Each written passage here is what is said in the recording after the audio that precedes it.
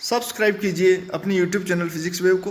Bell icon के button को दबाना ना भूलें ताकि अपकमिंग वीडियोस के नोटिफिकेशन आपको समय पर मिलते रहें। प्रॉपर अंडरस्टैंडिंग के लिए वीडियो को अंत तक देखें। यदि वीडियो पसंद आए तो लाइक और शेयर करना ना भूलें। वीडियो की पीडीएफ नोट्स मेरे Telegram channel physics wave India पर अवेलेबल हैं। फ्रेंड्स, स्वागत है आपका आपके अपने यूट्यूब चैनल फिजिक्स वेव में। लास्ट लेक्चर में आपने सुपरपोजिशन प्रिंसिपल पढ़ा इलेक्ट्रिक फोर्सेस का, यानी आपने सीखा कि इलेक्ट्रिक फोर्स क्या होता है due to a multiple charge. आपने उसका जो फॉर्मूला और डिफिनेशन पढ़ी उसमें ये था कि जो नेट फोर्स होता है वो किसी पॉइंट चार्ज पर लगने वाले, किसी टेस्ट चार्ज पर लगने वाले सभी चार्जेस के द्वारा जो भी फोर्स लग रहे होते हैं उन सबके वेक्टर सम के इक्वल होता है। ये हमने देखा था और हमने इस चीज को इस तरीके से लिखा था F1 vector plus F2 vector plus F3 vector plus and so on Fn vector. और ऐसी कंडीशन हमने क्यों बनाई थी? क्योंकि यहाँ पे कोई हमने टेस्ट चार्ज परीक्षण आवेश ले रखा था और इसके चारों तरफ बहुत सारे चार्ज हमने रख रखे थे और हम देखना चाहते थे कि इस Q1, इस Q2, इस Q3, इस Q4, इस Q5 and so on Q1 के कारण इस पर कितना फोर्स लग रहा है। तो हमने इन सबका फोर्स जब निकाला तो इंडिविजुअल वैल्यूज को हमने जब वेक्टर सम कर दिया तो हमें क्या मिल गया था? नेट फोर्स मिल गया था। यदि हमने इसको दो चार्जेस के लिए यदि हमने इसको समराइज किया तो हमको वैल्यू मिली थी F1 vector plus F2 vector और इसको हमने मैग्नीट्यूड के फॉर्म में देखा तो Fr बराबर हमने इस तरीके से देखा था कि F1 square plus F2 square plus 2 F1 F2 cos theta. Theta इस F1 और F2 के बीच का एंगल था, यानी ये कुछ इस तरीके से था। F1 था आपका इधर, F2 था आपका इधर और ये कौन था? वो पॉइंट चार्ज था और इनका रिजल्टेंट ये Fr था। इनके बीच में जो एंगल था वो थीटा था और Fr कितना एंगल बना रहा था? अल्फा। तो अल्फा को भी हमने निकाला था, ये tan इनवर्स F2 जिससे बना रहा था उसको नहीं लिया था, ये F2 है, इसको F1 कह दो और इसको F2 कह दो। तो ये F1 से एंगल बना रहा था, हमने लिखा था F2 sin theta upon F1 plus F2 cos theta. ये फॉर्मूला आपको सपने में भी याद होना चाहिए कि जब आप सपना देखें तो भी आपको ये फॉर्मूला याद आवे, क्योंकि सुपरपोजिशन प्रिंसिपल का क्वेश्चन इन तीनों फॉर्मूलों के बिना कभी नहीं हो सकता। तो आपको ये याद रखना ही है। तो आप वापस से देखें इन फॉर्मूलों को। दो चार्जेस हैं तो आपको, यदि आप वेक्टर वाले फॉर्मूले से कर रहे हैं तो आप उनको डायरेक्ट वेक्टर सम कर दीजिए उनका। यदि आप इससे नहीं करके मैग्नीट्यूड और डायरेक्शन से कर रहे हैं तो आपको मैग्नीट्यूड उन दोनों का square plus 2 F1 F2 cos theta और इस फॉर्मूले से निकलेगा। यहाँ ध्यान रखने वाली बात क्या है कि अल्फा एंगल F1 के साथ बन रहा है, इसलिए सबसे पहले F2 आएगा और यहाँ पे भी F2 आएगा और बीच में क्या आएगा? F1 आएगा। तो फॉर्मूला बनेगा F2 sin theta upon F1 plus F2 cos theta. ये तो था पुरानी बात। आज हम क्या करने जा रहे हैं? आज हम सुपरपोजिशन प्रिंसिपल का पार्ट 2 पढ़ेंगे। पार्ट 2 का मतलब इसमें जिस तरह के क्वेश्चन आते हैं ऐसे हम 2 या 4 क्वेश्चन उठाते हैं और आज के दिन ये सीखेंगे कि क्वेश्चंस को करते कैसे हैं। इसके बाद आपका काम है कि जो जितने प्रीवियस ईयर्स में जो क्वेश्चन है उनको उठाना है और उनको क्वेश्चन इस फॉर्मूलों को लगा लगा के करके देखना है आपको आता है या नहीं है, ये आपको चेक करना है। तो अभी हम करते हैं क्वेश्चन। तो एक क्वेश्चन तो मैं बना देता हूँ, अज्यूम करता हूँ।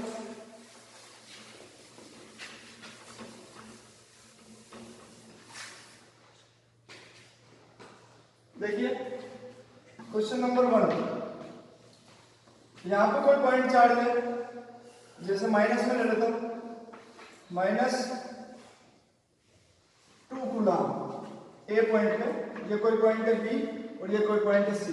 ये माइनस का 4 कूलम है और ये भी माइनस का ही है, इसका वैल्यू वापस 2 कूलम है। यानी सारे में माइनस के लिए तो एक डिफरेंट क्वेश्चन हो गया आपके प्रीवियस लेक्चर में जो किया उससे। ये डिस्टेंस आप कुछ भी मान लीजिए, जैसे मैंने इसको 2 मीटर लिया है और इस लेंथ को आप मान लीजिए जैसे वापस से 2 मीटर मान लीजिए। हालांकि ये थोड़ा बराबर नहीं लग रहा तो मैं इसको किसका देता हूँ, ये सी पॉइंट, तो ये 2 मीटर हो गया। हमारे को जो क्वेश्चन कह रहा है find the total force, net force या टोटल फोर्स ऑन पॉइंट, पहले बी पे सीखा था हमने, आज हम किस पे सीखेंगे? ए पे, ऑन पॉइंट ए। यानी ए पॉइंट पे ये जो चार्ज है इसके ऊपर इन दोनों चार्ज के द्वारा कितना फोर्स लग रहा है उसका नेट निकालिए। तो आपको पॉइंट ए पे टोटल फोर्स निकालना है। तो अब देखिए कैसे करें, तो हम लिख लेते हैं F नेट बराबर क्या होगा, यहाँ पर मान लेते हैं कि -4 कूलम, बी पॉइंट पे जो चार्ज है -4 कूलम, इस -2 कूलम चार्ज को क्या कर रहा है? रिपेयर कर रहा है। क्यों? क्योंकि दोनों का नेचर कैसा है? माइनस है, ये भी माइनस है, तो ये इसको क्या करेगा? धक्का देगा। तो फोर्स लगा रहा है ये ए पर, कौन लगा रहा है? बी। तो हम लिखेंगे इसको FAB vector A B vector, इसके बाद साथ में देखो -2 को -2 क्यों लिखा है यहाँ, तो कूलाम लिख देते हैं। तो -2 कूलाम पे कितना फोर्स लगेगा। अब आप ये ना देखें कि -2 इस पे कितना लगा, इस पे नहीं निकालना है हमें, किस पे निकालना है, इस पे। तो आपको बस इसको भूल जाना है। इस पे निकालने के लिए आपको पहले तो इसका देख लेना है, फिर इसको भूल जाना है, इसका डायरेक्ट देखना है कि ये कितना रिपेल कर रहा है, क्योंकि दोनों सेम नेचर है, माइनस ही माइनस है, तो माइनस माइनस में रिपेल होगा और ये इस पे लगाएगा। देखो यहां से आ रहा है force F force on A due to C, FAC vector. तो अपने पास टोटल फोर्स कितना आ गया, FAB vector plus FAC vector. अब वेक्टर वाले से कर लेते हैं, आसान रहेगा, तो इसी से करते हैं। तो हमारे पास देखो FAB और FAC की वैल्यू क्या होगी, तो इसको दे देते हैं इक्वेशन नंबर 1। अब FAB निकालो वैल्यू, तो FAB वेक्टर कितना होगा, देखो A और B का है, A ये रहा, B ये रहा, फॉर्मूला है KQ1 Q2, फोर्स का फॉर्मूला याद करो, क्या सीखा था, KQ1 Q2 अपॉन R का स्क्वायर, ये फॉर्मूला होता है। तो इसके बीच में और इसके बीच में निकालना है, A पॉइंट और इस B पॉइंट के बीच में निकालना है। A पे चार्ज कितना है, -2, तो ये K इंटू 2, देखो माइनस अपन को मैंने पहले ही कहा था माइनस है तो भी प्लस ही लेना है, और -4 तो इंटू 4, बीच का 2 का स्क्वायर, और इसके अंदर अब क्या लगाना है, देखो यहाँ वेक्टर है बेटा, तो अपन को यूनिट वेक्टर लगाना है। यूनिट वेक्टर बताओ किधर है, FAB की B से A की तरफ है ना, तो कहाँ रहा है, B से A की तरफ, तो मैं क्या लिखूंगा, B1 कैप, क्या लिखूंगा मैं, B1 कैप। आधी बात समझ में, तो इसको सोल्व कर लीजिए, 4 नीचे भी 4 कैंसिल हो जाएगा, तो हमारे पास आ गया 2K B1 कैप। सिमिलरली आप निकालो इसको, दे दो इक्वेशन नंबर 2। अब आप क्या निकालेंगे, FAC, A पॉइंट का है ये रहा, C पॉइंट का है ये रहा, A पे चार्ज कितना है, 2 कूलम, C पे कितना है, फिर 2 कूलम, तो फॉर्मूला आ गया K इंटू 2 माइनस फिर नहीं लेना है आपको, क्योंकि हम यहाँ पे क्या लगाने वाला है, यूनिट वेक्टर, तो आपको माइनस काउंट नहीं करना। डिस्टेंस देखिए, यहाँ से लेके वहां तक 2 + 2 4 हो गई। बच्चे यही गड़बड़ करते हैं, सोचते हैं चार्ज तो सेम ही है, 2 × 2/2 कर देते हैं, 2 का स्क्वायर 4, लेकिन देखिए टोटल डिस्टेंस बढ़ गई है, आपको बहुत चौकन्ना होगा ये क्वेश्चन करना है। 2 + 2 4 हो जाएगा, और डायरेक्शन देखिए इसकी, C से कहाँ आ रहा है ये, A की तरफ, तो CA के, तो अपने पास क्या आ गया, 4 से 4 कैंसिल, ये देखो नहीं 16 हो गया, तो 4 का स्क्वायर 16 और 4 ऊपर, तो 4/16 1/4, तो हमारे पास आ जाएगा K/4 CA के, इक्वेशन नंबर 3। इन दोनों इक्वेशन को आप इसमें पुट कर दीजिए, आपको क्या मिल जाएगा, टोटल फोर्स मिल जाएगा, क्योंकि F नेट बराबर क्या लिखा है, FAB vector plus FAC vector, ये दोनों वैल्यू आप निकाल चुके हैं, इसमें पुट करना है। तो देखो क्या होगा, F नेट बराबर क्या जाएगा, FAB की वैल्यू बताइए, 2K BA cap plus K/2 CA cap. अब यहां ध्यान से समझिए कि चूंकि BA कैप बराबर है किसके, CA कैप बराबर, कैसे है ये, क्योंकि दोनों यूनिट वेक्टर है, दोनों की वैल्यू कितनी होनी 1 1, और दोनों की डायरेक्शन कैसी है, सेम ही तो है, BA कैप भी उधर है और CA कैप भी उधर ही है, तो BA कैप बराबर CA कैप है। इसका मतलब इस BA कैप को आप क्या लिख सकते हैं, CA कैप लिख सकते हैं, या CA कैप को BA कैप लिख सकते हैं।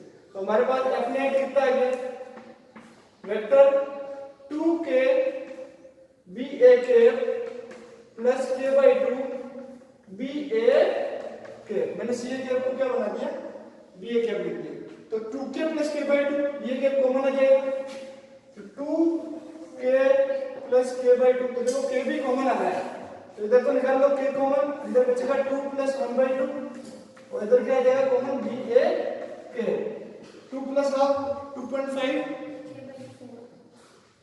K/4, ओ सॉरी ये कितना है, K/4 है, ये भी कितना है, K/4 है, तो ये कितना हो गया 1/4, तो 4 + 2 6 + 1 7/4 आपके पास है आंसर आएगा, तो आप कहेंगे 7/4 K BA K। अब आप इस केक को ओपन करो, केक को आपको ओपन क्या करना है, सबसे लास्ट में करना है, यानी के की वैल्यू हमें पता है कितनी होती है, के की value 9 × 10⁻⁹ newton metre square upon coulomb square. तो आप यहाँ रखेंगे तो 9 में यहाँ रखेंगे तो 9 और 4 अब यहाँ तो कैंसिल हो ही नहीं रहा, तो जैसे भी इसको आप रख के जो भी आंसर आएगा इसको आप सोल्व करेंगे तो आपको राइट आंसर मिल जाएगा। तो ये आपके पास आ गया एफ नेट न्यूटन लगाना ना भूले। तो ये आपके पास सामने क्वेश्चन है। उसके बाद देखिए ये तो बड़े सिंपल था, इसमें आपको एक पॉइंट पे मैंने निकालने के लिए कहा फोर्स। आपको क्वेश्चन ये आ सकता है कि पॉइंट बी पे टोटल फोर्स निकालें, या फिर पॉइंट सी पे भी आपको वो क्वेश्चन दे सकते हैं। तो ए बी सी कहीं पे भी आ जाए आपको सेम फॉर्मूला अप्लाई करना है और इस तरीके से काम करना। अब आपका नेक्स्ट क्वेश्चन,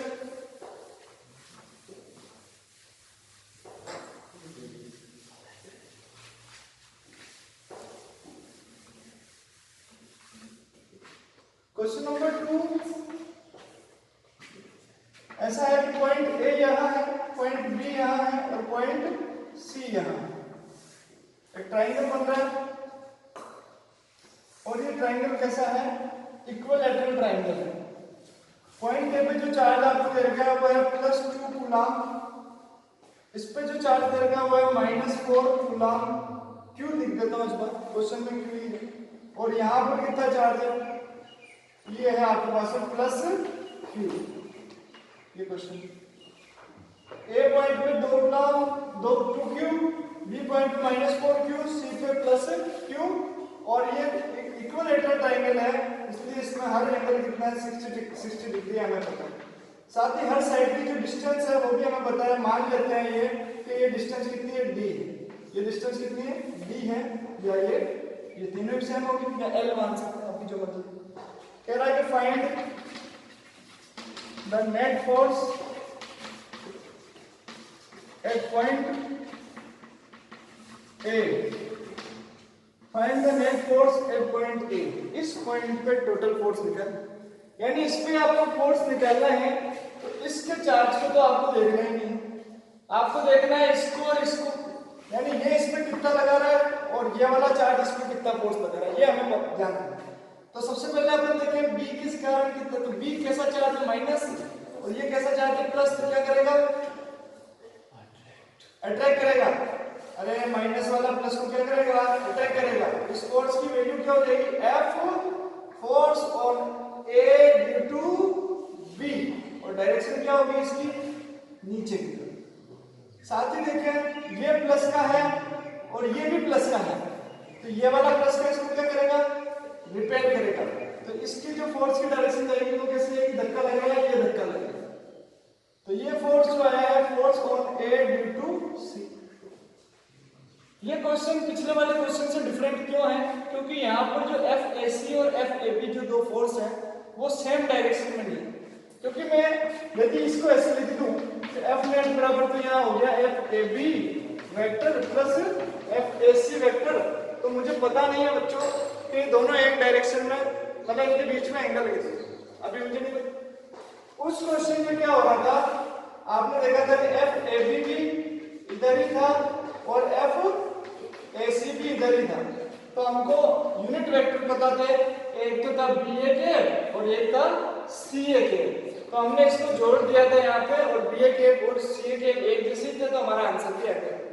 बट इसका यूनिट वेक्टर देखें ए बी का, तो इसका यूनिट वेक्टर होगा ए बी के, और फिर इसका देखें तो इसका क्या होगा सी ए के, और ए बी के और सी ए के में कोई यहाँ पर रिलेशन नहीं है, इस कारण से इस फॉर्मूला से तो होगा नहीं। तो फिर किससे करें, तो आपको याद है मैग्नीट्यूड का भी बताया था मैंने फॉर्मूला, तो मैग्नीट्यूड वाला फॉर्मूला आप यहाँ पर अप्लाई करें तो एफ नेट या एफ आर बराबर यहाँ क्या होगा एफ ए बी का square plus F A C का square plus 2 F A B F A C cos theta.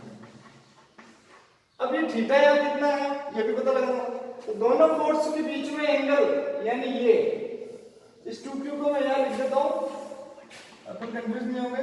तो ये एंगल कितना है एफ ए सी और एफ ए बी में ये एंगल कितना है ये हमें पता लगाना, तो ये हमारा थीटा है। तो देखो ये 60 डिग्री है, ये पूरी लाइन 180 डिग्री बनाएगी, तो थीटा थीटा बराबर कितना आ गया 120 डिग्री। तो हम यहाँ लिख सकते हैं कि ये थीटा कितना है 120 डिग्री, यहाँ लिख देना चूंकि थीटा बराबर कितना है 120 डिग्री। आगे सोल्व करें इसको, उससे पहले एक बार इस एफ ए बी और एफ एस की वैल्यू भी हम यहाँ पे फाइंड आउट कर लेते हैं। कूलम्ब फोर्स का फॉर्मूला अप्लाई करें। तो देखो एफ ए बी कितना हो जाएगा, बहुत ध्यान से समझना इस क्वेश्चन को, क्योंकि ये आपको आ गया तो अगला क्वेश्चन भी आ जाएगा। एफ ए बी कितना होगा, अब मैं वेक्टर नहीं लगा रहा हूं क्योंकि मुझे सिर्फ मैग्नीट्यूड चाहिए, तो मैं कई जगह वेक्टर लगाऊंगा। ए और बी के बीच में ए यानी कि ये कितना है, ए पे चार्ज 2 क्यूब और बी पे चार्ज इनटू 4 क्यूब। देखो मैंने फिर माइनस अप्लाई किया, पहले मैंने क्वेश्चन में कूलम्ब लिख रखा था तो मैंने 2 और 4 ही लिया था, अभी यहाँ क्यूब भी आ रहा था, क्यूब ही लेना है अपॉन इनके बीच की डिस्टेंस क्या होना है डी, तो ये डी का स्क्वायर। तो हमारे पास कितना आ गया 2 4 जा 8 K Q square, 8 K Q square upon D square. ये हो गया हमारे पास equation number F A B आ गया आपके पास। अब आप निकालिए एफ ए सी, तो के तो आया नहीं, ए पे कितना है 2 क्यूब, सी पे कितना है सिर्फ क्यूब और बीच की डिस्टेंस फिर डी का स्क्वायर, तो 2 इंटू क्यू स्क्वायर यानी 2 K Q square upon B square. Question number, इसको सेकंड दे दो, इसको थर्ड दे दो और इसको क्या दे दो 1। अब आपके पास दोनों फोर्स की वैल्यू है एफ बी और एस, यहाँ पुट कर दीजिए। तो अपन इसको वैल्यू को पुट करके देखते हैं कि हमारे पास कितना आंसर आ रहा है। तो चलो चेक करते हैं। तो इस वैल्यू को मैं मिटा देता हूं, मैं इसको शॉर्टकट में लिख देता हूं। क्वेश्चन आपके दिमाग में छप जाना चाहिए कि एफ ए बी अभी थोड़ी देर पहले कितनी निकाली थी, के Q square upon D square, 8 K Q square upon, और एफ ए सी कितनी निकाली 2 K Q square upon D square. ये वैल्यू पुट कर दो, एफ आर कितना आ गया, तो देखो एफ आर आ गया 8 K Q square upon D square. अब बेटा यहाँ पे ध्यान से समझो, यहाँ पे एफ ए बी की वैल्यू है ये तो, लेकिन एफ ए बी का भी क्या कर रखा है स्क्वायर कर रखा है। बहुत ध्यान से करना है, बच्चे यहाँ पे स्क्वायर लगाना भूल जाते हैं जिससे उनका आंसर ही गलत आता है। मेथड बिल्कुल सही था, प्रोसेस सही था, बस स्क्वायर भूल गए। Simple 8 K Q square upon D square लिख दिया, गलत हो गया। आपको स्क्वायर करना है, 8 का स्क्वायर 64 हो जाएगा। इसी तरीके से F A C 2 K Q square, इसका भी whole square 2 K Q square upon D square का whole square plus 2 F A B कितना 8 K Q square, 8 K Q square upon D square into 2 K Q square upon D square, और ये into minus का 1/2, minus 1/2 क्यों, क्योंकि हमको पता है कि cos 120 की वैल्यू कितनी होती है माइनस 1/2। अब याद रखें cos 120 की वैल्यू कितनी होती है माइनस 1/2। आप एक बार ट्रिग्नोमेट्री रेशियो जो होते हैं, ट्रिग्नोमेट्री एंगल्स की जो वैल्यू होती है वो एक बार आप अच्छे से याद कर लें। साइन थीटा और कोस थीटा आपको बहुत अच्छे से याद रहना चाहिए 180 डिग्री तक, बाकी का तो ज्यादा यूज नहीं होता।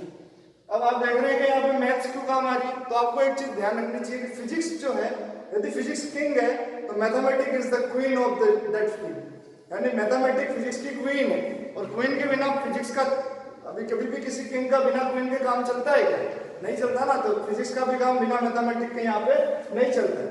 तो यहाँ पर मैथमेटिक्स आपके साथ साथ चलेगी, तो आपको ये याद रखना। तो आप देखिए इसको, देखो 2 से 2 कैंसिल। अब आप देखो इसको, आपके सामने आंसर आ चुका है 64 के Q square, K Q square upon D square का होल स्क्वायर ले लेते हैं, 8 का खोल देते हैं और 2 का खोलोगे तो 4 हो जाएगा, K Q square upon D square का होल स्क्वायर ही रहने दो, माइनस, देखो plus minus plus minus minus, 8 2 जा 16, बाकी देखो K Q square upon D square, K Q square upon D square whole square हो गया, तो 16 K Q square upon D square का होल स्क्वायर। तो आप देखो 64 प्लस 4 68, 68 माइनस 16, तो ये तो कॉमन निकल रहा है, ये तो सेम है समझे, के Q square upon D square का whole square, K Q square upon D square का whole square, K Q square upon D square का होल सेम है, कॉमन आ जाएगा, बचेगा 64 प्लस 4 माइनस 16, 68 माइनस 16 यानी 52, तो रूट 52, तो अंदर आ गया 52 KQ square upon D square का होल स्क्वायर। अब इसका आंसर क्या होगा, तो देखो हमारे पास क्या है गया, FR बराबर रूट में 52 KQ square upon D square का होल स्क्वायर।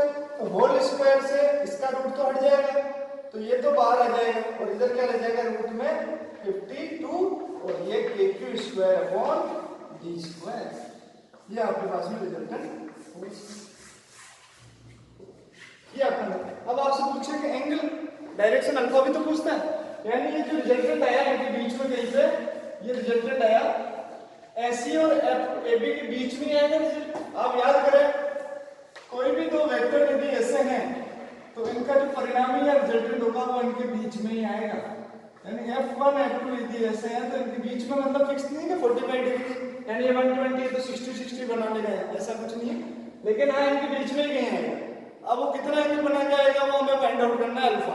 तो अल्फा के लिए फॉर्मूला हमारे पास है, तो हम देखो अप्लाई करते हैं। तो डायरेक्शन देख लेते हैं, तो डायरेक्शन क्या हो जाएगी, तो यहाँ चेक करते हैं।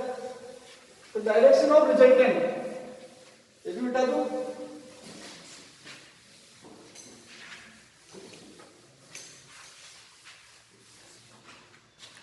तो डायरेक्शन ऑफ नेट फोर्स या रिजल्टेंट फोर्स परिणामी बल की दिशा, और ये फॉर्मूला है tan अल्फा बराबर F2 sin theta upon F1 plus F2 cos theta. अब यार F1 कौन है F2 कौन है वो डिसाइड आपको करना है। मैंने मान लिया कि ये F1 है, FAB कौन है F1 है और FAC क्या है F2 है। आपका रिजल्टेंट एंगल किससे बनाएगा F1 से, तो ये FR जो है ये इससे एंगल बना रहा है। देखिए इस चित्र को आप नहीं समझ पा रहे हो तो मैं दोबारा यहाँ बता दूं, ये ट्राइंगल है, ये FAC है और ये FAB है और इनके बीच में यहाँ पे रिजल्टेंट है FR और ये इसके साथ कितना एंगल बना रहा है अल्फा, और उन दोनों के बीच में तो थीटा बराबर पहले से एंगल पता है हमें कितना है 120 डिग्री। ये कुछ ऐसी फिजिक्स यहाँ पे लग रही है। तो अब यहाँ देखते हैं अल्फा कितना होगा, तो tan अल्फा बराबर F2 मींस FAC और इसकी वैल्यू कितनी आई थी K/4, तो यहाँ लिखेंगे K/4 क्या आएगा 2 KQ स्क्वायर D स्क्वायर, ये आई थी इसकी, ये रहा लिखा हुआ, यहाँ मिटा दिया मैंने अभी थोड़ी देर पहले नहीं लिखा था। तो आप रिवाइंड करके देख सकते हैं कि इसकी वैल्यू यही थी F2 से मेरा मतलब क्या है यहाँ पे मैं आपको वापस लिख देता हूँ, ये FAC sin 120 degree upon FBC AB plus FAC cos 120 degree. तो tan अल्फा बराबर FAC कितना है 2 KQ स्क्वायर D स्क्वायर और sin 120 की वैल्यू होती है sin 90 प्लस 30 कर दें तो ये हो जाएगा cos 30 और cos 30 मतलब 1√3/2 प्लस का, तो आपके पास आ गया √3/2 अपॉन FAB कितना है 8 KQ square upon D square plus FAC वापस वही 2 KQ स्क्वायर D स्क्वायर और ये आपको पता ही है माइनस का 1/2 होता है, थोड़ी देर पहले किया था cos 120 की वैल्यू -1। तो देखो ये 2 से 2 कट गया, ये प्लस माइनस माइनस हो जाएगा, इधर कितना KQ square upon D square है 8, इधर 1 KQ square upon D square, तो अपने पास कितना बचेगा 7 KQ square upon D square, और यहाँ ऊपर देखिए 2 से 2 भी कैंसिल हो गया, तो हमारे पास क्या बच गया tan अल्फा बराबर √3 KQ square upon D square upon 7 KQ square upon D square, ये KQ square upon D square से KQ square upon D square cancel, तो अल्फा tan अल्फा बराबर हमारे सामने क्या आ गया, tan अल्फा बराबर आ गया √3 अपॉन 7। तो यहाँ से अल्फा बराबर हमारे पास क्या आ जाएगा, तो इसको आप यहाँ से ये लिख लें आंसर, tan इनवर्स √3 अपॉन 7, यानी इतने एंगल पे ये रिजल्टेंट होगा। ये कोई पर्टिकुलर वैल्यू नहीं आई यहाँ पे। यदि ये 7 या नहीं होता, √3 होता, तब तो ये हो जाता 60 डिग्री। लेकिन अभी √3 में किसका डिवाइड हो रहा है? 7 का। इसका मतलब इसकी वैल्यू 60 नहीं है, कुछ और है। यदि यहाँ 1 होता तो हम लिखते tan इनवर्स 1 यानी 45 डिग्री। इनवर्स आपको आता है बारी क्लास में तो tan इनवर्स 1 कितना होता है? 45 डिग्री, क्योंकि tan 45 डिग्री इक्वल टू कितना होता है? 1।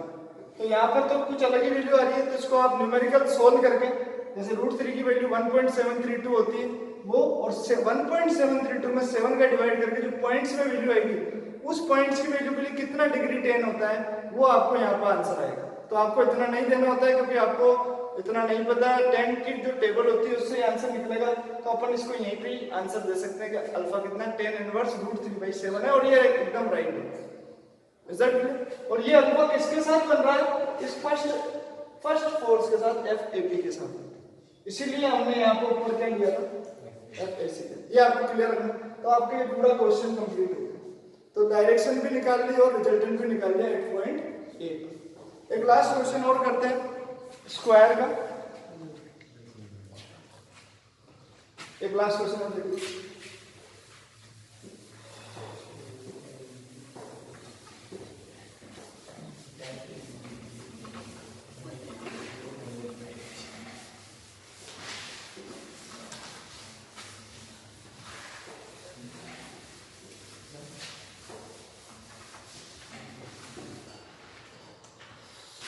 Question number 3।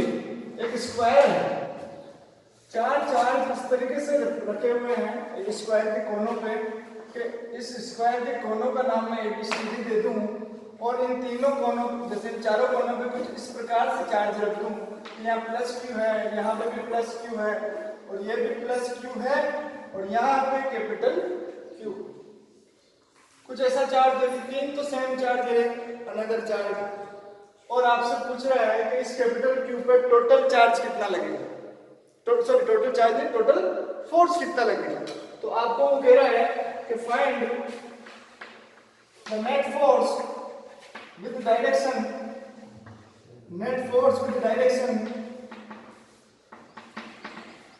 Eight point C point कौन सा है? यानी इसको निकालना। और आपको स्क्वायर में हम जानते हैं कि 90-90 डिग्री होते हैं सारे एंगल। कितने डिग्री होते हैं? 90-90 डिग्री, और इन सबकी साइड सेम ही होती है, तो इसको हम D ले लेते हैं। ये सभी साइड कितनी है? D। तो वैसा का वैसा ही क्वेश्चन है कि ट्रायंगल की जगह यहाँ पे स्क्वायर दे रखा है, और स्क्वायर में आपको 4 चार्ज दे रखे हैं, और एक चार्ज कैपिटल Q पे टोटल फोर्स निकालना है तीनों के ऊपर। तो आप देखें कि ये 3 चार्ज इस पर किस तरीके से फोर्स लगेंगे। ये वाला चार्ज ये प्लस का ही है, तो ये प्लस का ही है, तो इसको क्या करेगा? रिपेयर। तो मैंने मान लिया कि फोर्स लगा रहा है कौन? B इस पे C पे, तो FCB हो जाएगा, लेकिन मैं इसको F1 कह देता हूँ, क्योंकि मैं ऐसा समझता हूँ कि अब आपको थोड़ा बहुत समझ में आ रहा होगा। तो अब हम नोटेशन को थोड़ा इजी बना के क्वेश्चन को फटाफट करने की कोशिश करते हैं। मान लिया कि FCB कितना? F1 है, यानी +Q चार्ज जो पॉइंट B पर है वो C पर प्लस कैपिटल Q चार्ज पर F1 फोर्स यहाँ पे अप्लाइड करता है। सिमिलरली D पॉइंट पर +Q चार्ज जो है इस प्लस कैपिटल Q चार्ज के ऊपर एक नया फोर्स F2 जनरेट करता है। वो F1 लगाता है, ये F2 लगाता है। इन दोनों का रिजल्टेंट कहाँ होगा? इनके बीच में, क्योंकि इस चार्ज की वैल्यू और इस चार्ज की वैल्यू सेम है, यानी जितना फोर्स ये लगाता है उतना का उतना फोर्स ये लगाएगा। और जब यदि ये दोनों समान आ रहे हैं तो इन दोनों का जो नेट फोर्स होगा वो इनके बीच में आएगा। वो कहाँ आएगा? इनके बीच में। मतलब ये पूरा 90 डिग्री है, तो यहाँ अल्फा तो वैसे ही मिल गया कि कितना है? 45। ये कॉमन सेंस वाली बात। एक सेकेंड, व्यवधान के लिए समा। अब देखते हैं आगे। तो देखो एक चार्ज और भी है यहाँ, ये दोनों ही यहाँ पे फोर्स नहीं लगा रहे हैं। ये पॉइंट A पे जो +Q चार्ज रखा हुआ है ये भी इस पे एक फोर्स अप्लाई कर रहा है। तो ये कितना कर रहा है ये हमको समझना है। तो ये वाला F2, ये वाला F1, तो ये कितना? F3। ये कितना लगाएगा? F3, क्योंकि ये भी इसको रिपेल ही करेगा। तो F3 और FR, तो आपको टोटल फोर्स जो निकालना है F नेट वो किसके बराबर होगा यहाँ पर F3 प्लस FR की, और मैं यहाँ वेक्टर लगा दूं तो इन दोनों में भी क्या आ जाएगा वेक्टर। बात समझ में आ रही है? यहाँ पे FR टोटल फोर्स नहीं है, ये अलग इस क्वेश्चन की ब्यूटी कि यहाँ पे FR तो इन दोनों के कारण टोटल फोर्स, उसके कारण एक और फोर्स F3, और इन दोनों फोर्स को यदि हम जोड़ेंगे तो आपको क्या मिलेगा F3, और इन दोनों की डायरेक्शन सेम ही है। देखो F3 FR की डायरेक्शन सेम ही है, तो रिजल्टेंट जो फाइनल F नेट है ये वाला, ये भी हमें इसी डायरेक्शन में कहीं पे आगे जाके मिलेगा। यानी इन दोनों को अपन वेक्टर नहीं लगा के लिखें तो भी सही है, क्योंकि अपने पास में थीटा यहाँ पे कितना आना है 0 डिग्री, और आपको मैंने याद हो तो मैंने बताया था कि cos थीटा यदि 0 cos थीटा बराबर 0 हो जाए तो cos 0 1 हो जाएगा, और आपका जो फॉर्मूला है FR का वो F1 प्लस F2 के बराबर हो जाएगा, स्क्वायर बनेगा रूट में और स्क्वायर से कट जाएगा। चलो छोड़ो इसको, अभी अपना कोई लड़ता है नहीं इसमें, तो अपने इसको निकालने की कोशिश करते हैं कि नेट कितना हुआ F3 प्लस F2। तो इस क्वेश्चन को करने का तरीका क्या है, सबसे पहले इसमें F1 लिखा, F1 का है इसके कारण इसके कारण कैपिटल Q, तो F1 K small q capital Q upon d का स्क्वायर, इक्वेशन नंबर 1। F2 भी निकाल लिया, small q capital Q upon K small q capital Q upon d का स्क्वायर। F3 भी निकाल लो, F3 K small q capital Q upon d का square. अरे रुको, ये d थोड़ी है, ये तो d, ये भी d, तो ये रूट 2d, ये कितनी है, अरे हाइपोटेनियस का स्क्वायर बराबर क्या होगा परपेंडिकुलर का स्क्वायर प्लस बेस का स्क्वायर, रूट के अंदर लगाओ और ये आंसर आपका हो, तो रूट 2d आपके पास आया। लेकिन इसका भी हमें क्या करना है वापस स्क्वायर, तो हमारे पास आ गया KQQ upon 2d square, equation number. अच्छा अपन एक चीज और चाहिए अपन को, देखो F1 निकाल लिया, F2 निकाल लिया, F3 निकाल लिया, अब इस F1 F2 का FR भी निकाला, रिजल्टेंट भी निकाला, तो रिजल्टेंट भी निकाल लेते हैं FR। किसका रिजल्टेंट F1 एंड F2 का, तो FR क्या होगा F1 square plus F2 square plus 2F1 F2 cos 90 degree. देखो ध्यान से बेटा, F1 और F2 के बीच में एंगल कितना है आपको ये समझना होगा, क्योंकि आपको क्वेश्चन में कोई गिवन नहीं देगा कि थीटा कितना है, किसका रिजल्टेंट निकालना है, आपको तो ये समझ के ही चलना है कि F1 F2 का अपन को रिजल्टेंट निकालना है तो थीटा 90 डिग्री, और cos 90 की वैल्यू 0 होती है, cos 90 की 0 होती है, ये तो पूरा ही गायब हो गया। तो हमारे पास FR कितना बच गया F1 का स्क्वायर प्लस F2 का स्क्वायर। अब देखिए F1 F2 दोनों सेम है, F1 बराबर किसके है F2 के, जो मान लिया मैंने कि किसके बराबर है, लेट कर लिया F है, क्योंकि F की वैल्यू भी मैं मान लेता हूं कि QQ अपॉन d स्क्वायर है, तो ये F1 और F2 दोनों ही बराबर होंगे, किसके बराबर है F के, जो कि F कितना है कि QQ अपॉन d स्क्वायर। तो मैं इसको ऐसे लिख सकता हूं F square plus F square, F square plus F square इसका मतलब 2F स्क्वायर, और 2F स्क्वायर तो स्क्वायर से रूट कटा, लेकिन 2 से नहीं कटा, तो 2 रूट F, तो रिजल्टेंट फोर्स कितना आ गया रूट 2F, और F की वैल्यू रख दो तो root 2 KQ square KQ upon d का स्क्वायर, KQ अपॉन d का, मैंने माना ना F1 F2 ये F है, तो F कितना है, ये आपके पास में क्या आ गया रिजल्टेंट फोर्स। इसको आप दे दो इक्वेशन नंबर 6। अब आपका नेट फोर्स कितना होगा, यहां देखिए आप इस ब्रैकेट में देखिए F नेट किसके बराबर है F3 और, अब ये दोनों एक ही डायरेक्शन में है ना, और जब एक ही डायरेक्शन में होते हैं तो आप डायरेक्ट लिख सकते हैं यहाँ पे F नेट बराबर F3 प्लस FR, यही आंसर है। लेकिन बेटा ध्यान दें, मान लो कि गलती से ये चार्ज कौन सा हो जाता माइनस का हो जाता, तो ये प्लस को क्या करता अट्रैक्ट, तो इस F3 की वैल्यू किधर आती ऊपर, लेकिन इन दोनों का रिजल्टेंट कहाँ जाता, तो ये दोनों अब कैसे होते अपोजिट, तो यहाँ क्या आता अब ये बस, लेकिन माइनस किसके लिए आता, पहले कौन आता जो बड़ा होता है। बड़ा कौन है? ये वाला, ये एफ आर, ये बड़ा है, √2 टाइम है, ये 1/2 टाइम है। 1/2 टाइम मतलब 0.5 टाइम, √2 टाइम मतलब 1.414 टाइम, तो ये बड़ा है। तो अपन लिखते हैं इसको एफ आर माइनस F3। लेकिन अपन को यहाँ पे बहुत अभी सुविधा है कि हमारे -3 है, कैसा है, प्लस ही है। F3 भी इधर नहीं जा रहा है, किधर जा रहा है, नीचे ही जा रहा है, तो जोड़ में इजी क्वेश्चन दिया, डिफिकल्ट बनाया जा सकता है। इनमें से किसी भी चार्ज का सिंबल माइनस कर दे तो ये सारे फोर्स उल्टे हो जाएंगे और उस समय रिजल्टेंट किधर आएगा, ये आपको नया क्वेश्चन मिलेगा। तो आपको हर तरीके से इसको समझ के चलना है कि किधर डायरेक्शन जा रही है, कैसे रिपेल कर रहा है, कैसे अट्रैक्ट कर रहा है, रिजल्टेंट किधर आएगा, कैसे जुड़ेगा, सारी चीजें। एफ आर कितना है, √2 KQ² upon d² plus F3 KQ³/2d²। क्या कॉमन निकल रहा है?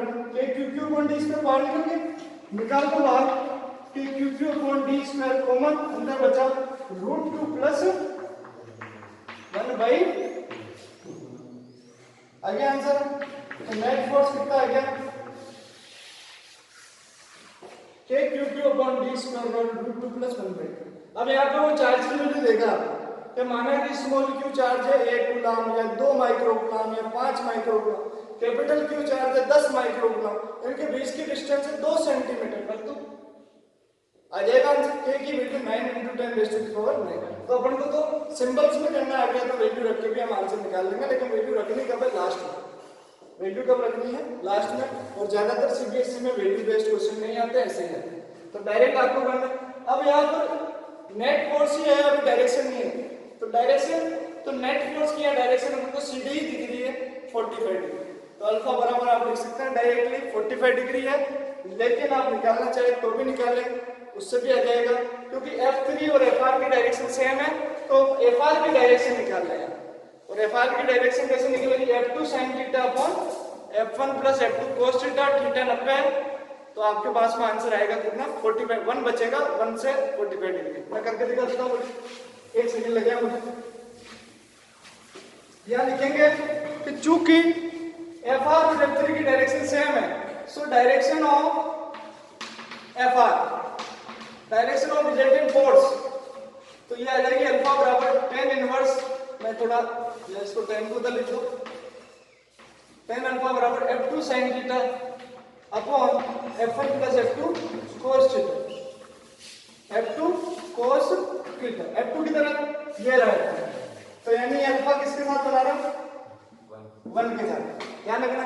तो F2 sin 90 upon F1 plus F2 cos 90, theta इन दोनों के बीच में कितना है? 90 डिग्री। ये बन गया 1, ये बन गया 0। हमारे पास क्या है? tan अल्फा बराबर F2 अपॉन F1। अब याद करो F2 F1 की वैल्यू तो सेम है, इनकी वैल्यू कैसी है? सेम है, KQ³/d²। तो ये तो कट गए, बचा क्या? 1। tan अल्फा 1 कब होता है? जब अल्फा बराबर कितना हो? 45। तो ये आपके सामने डायरेक्शन है। इस तरीके से आप हर तरह के क्वेश्चन करें। आपकी एनसीईआरटी की किताब में 3-4 एग्जाम्पल है, पीछे भी क्वेश्चन है, एक क्वेश्चन जरूर आएगा। अब इसको अच्छे से करें। आज का लेक्चर यहीं तक, थैंक यू।